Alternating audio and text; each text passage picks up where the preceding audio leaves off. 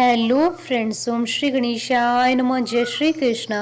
आप सभी का स्वागत है आपके अपने यूट्यूब चैनल पर। फ्रेंड्स, आज हम आपको इस वीडियो में बताने जा रहे हैं गुरुवार के व्रत की पौराणिक व्रत कथा और पूजा विधि के बारे में।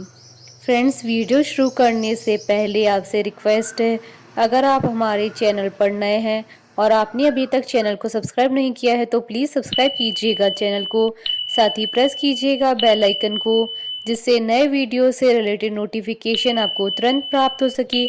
और वीडियो पसंद आने पर वीडियो को लाइक और शेयर जरूर कीजिएगा, ताकि सभी भक्तों को इस वीडियो का लाभ प्राप्त हो सके। और कमेंट बॉक्स में ओम नमो भगवते वासुदेवाय जरूर लिखिएगा। बृहस्पति या गुरु को बुद्धि और शिक्षा का देवता माना जाता है। गुरुवार को बृहस्पति देव की पूजा करने से धन, विद्या, पुत्र व मनोवांछित फल की प्राप्ति होती है। गुरुवार को भगवान बृहस्पति की पूजा का विधान। इस पूजा से परिवार में सुख शांति रहती है और शीघ्र विवाह के लिए भी गुरुवार का व्रत किया जाता है।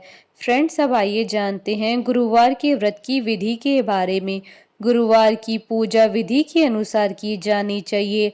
व्रत वाले दिन सुबह उठकर बृहस्पति देव का पूजन करना चाहिए। बृहस्पति देव का पूजन पीली वस्तुएं, पीले फूल, चने की दाल, मुनक्का, पीली मिठाई, पीले चावल और हल्दी चढ़ाकर किया जाता है। इस व्रत में केले के पेड़ की पूजा की जाती है।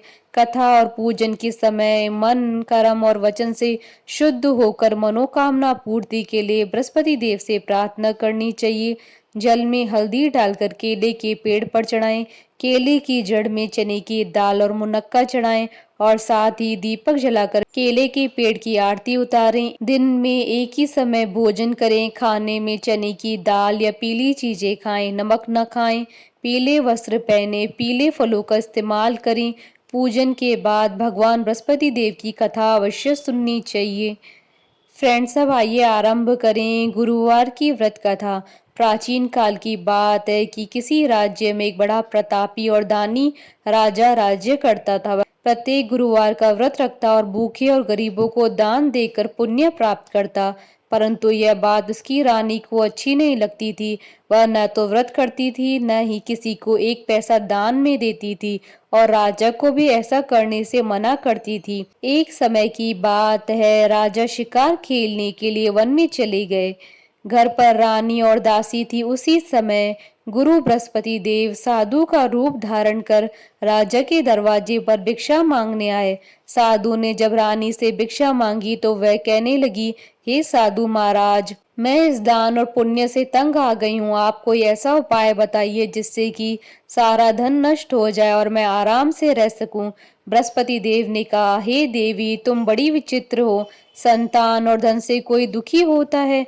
अगर अधिक धन है तो उसे शुभ कार्य में लगाओ। कुंवारी कन्याओं का विवाह करवाओ।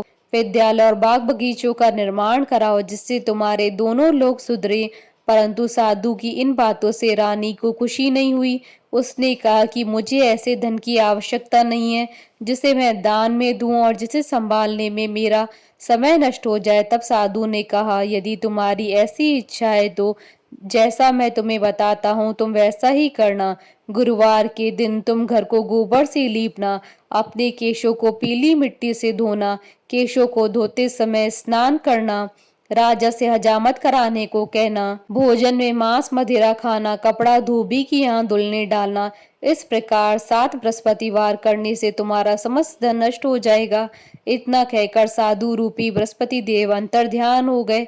साधु के अनुसार कही हुई बातों को पूरा करते हुए रानी को केवल 3 बृहस्पतिवार ही बीते थे कि उसकी समस्त धन संपत्ति नष्ट हो गई।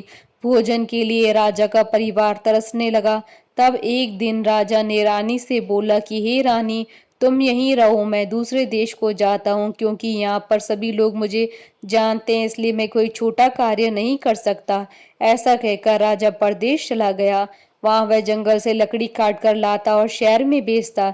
इस तरह वह अपना जीवन व्यतीत करने लगा। इधर राजा के परदेश जाते ही रानी और दासी दुखी रहने लगी। एक बार जब रानी और दासी को 7 दिन तक बिना भोजन के रहना पड़ा तो रानी ने अपनी दासी से कहा, हे दासी, पास ही के नगर में मेरी बहन रहती है, वह बड़ी धनवान है, तू उसके पास जा और कुछ ले आ ताकि थोड़ी बहुत गुजर बसर हो जाए। दासी रानी की बहन के पास गई। उस दिन गुरुवार था और रानी की बहन उस समय बृहस्पतिवार व्रत की कथा सुन रही थी।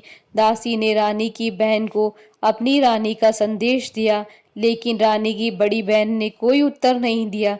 जब दासी को रानी की बहन से कोई उत्तर नहीं मिला तो वह बहुत दुखी हुई और उसे क्रोध भी आया। दासी ने वापस आकर रानी को सारी बात बता दी। सुनकर रानी ने अपने भाग्य को कोसा। उधर रानी की बहन ने सोचा, मेरी बहन की दासी आई थी परंतु मैं उससे नहीं बोली, इससे वह दुखी हुई होगी। कथा सुनकर और पूजन समाप्त करके वह अपनी बहन के घर आई और कहने लगी, हे बहन, मैं बृहस्पतिवार का व्रत कर रही थी। तुम्हारी दासी मेरे घर आई थी परंतु जब तक कथा होती है तब तक ना तो उठते हैं और ना ही बोलते हैं, इसलिए नहीं बोली। कहो दासी क्यों आई थी? रानी बोली, बहन तुमसे क्या छिपाऊं, हमारे घर में खाने तक को अनाज नहीं था। ऐसा कहते कहते रानी की आंखें भर आई। उसने दासी समेत पिछले 7 दिनों से भूखे रहने तक की बात अपनी बहन को विस्तार पूर्वक सुना दी। रानी की बहन बोली, देखो बहन, भगवान बृहस्पति देव सबकी मनोकामनाओं को पूर्ण करते हैं। देखो शायद तुम्हारे घर में अनाज रखा हो। पहले तो रानी को विश्वास नहीं हुआ, पर बहन के आग्रह करने पर उसने अपनी दासी को अंदर भेजा तो उसे सचमुच अनाज से भरा एक घड़ा मिल गया। यह देखकर दासी को बड़ी हैरानी हुई। दासी रानी से कहने लगी कि हे रानी, जब हमको भोजन नहीं मिलता है तो हम व्रत ही तो करते हैं, इसलिए क्यों न इनसे व्रत कथा और कथा की विधि पूछ ली जाए ताकि हम भी व्रत कर सके। तब रानी ने अपनी बहन से बृहस्पतिवार व्रत के बारे में पूछा।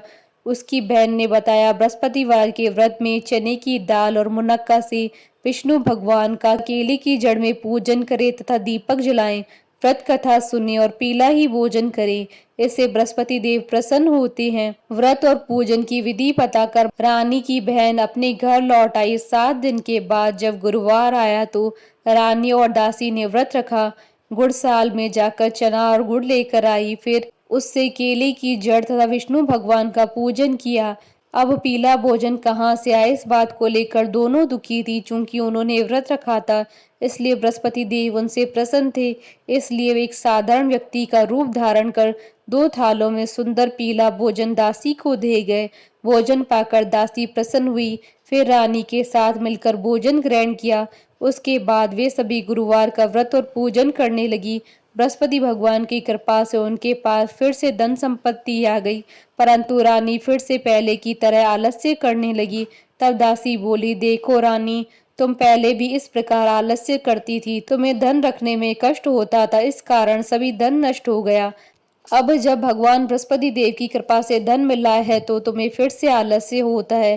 रानी को समझाते हुए दासी कहती है कि बड़ी मुसीबतों के बाद हमने धन पाया है, इसलिए हमें दान पुण्य करना चाहिए, भूखे मनुष्य को भोजन कराना चाहिए, धन को शुभ कार्यों में खर्च करना चाहिए, जिससे तुम्हारे कुल का यश बढ़ेगा, स्वर्ग की प्राप्ति होगी, पितृ प्रसन्न होंगे। दासी की बात मानकर रानी अपना धन शुभ कार्यों में खर्च करने लगी, जिससे पूरे नगर में उसका यश फैलने लगा।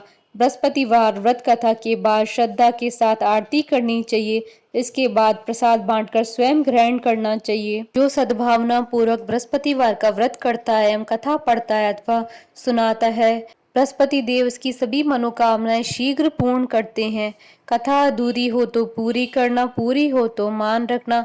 बोलिए भगवान बृहस्पति देव की जय, भगवान विष्णु की जय, सनातन धर्म की जय। हमारे साथ इस वीडियो में अंत तक बने रहने के लिए आपका धन्यवाद। ओम श्री गणेशाय नमः। जय श्री कृष्ण।